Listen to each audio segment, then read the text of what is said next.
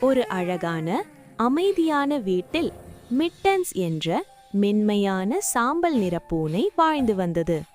அவளுக்கு தூங்கவும் சூரிய ஒளியில் படுத்துக்கொள்ளவும் மிகவும் பிடிக்கும்.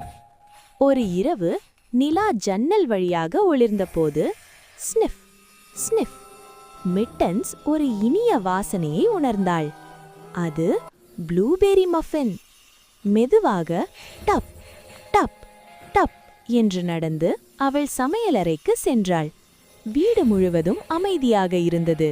நில ஒளி தரையில் மின்னியது. மேசையின் மேல் ஒரு சுட சுட மஃபின் இருந்தது. மிட்டன்ஸ் அதை எடுக்கப் போகும் தருணத்தில் கீச்! அங்கே சிவப்பு துப்பட்டா அணிந்த ஆலிவர் என்ற சின்ன எலி நின்றிருந்தான். இந்த மஃபினை நான் சேமித்து வைத்தேன் என்று அவன் மெதுவாக சொன்னான். ஆனால் அதை நான் தனியாக சாப்பிட விரும்பவில்லை. மிட்டன் சிறிது நேரம் யோசித்தாள். பிறகு அவள் சிரித்தாள். புர் என்று மென்மையாக சத்தமிட்டாள்.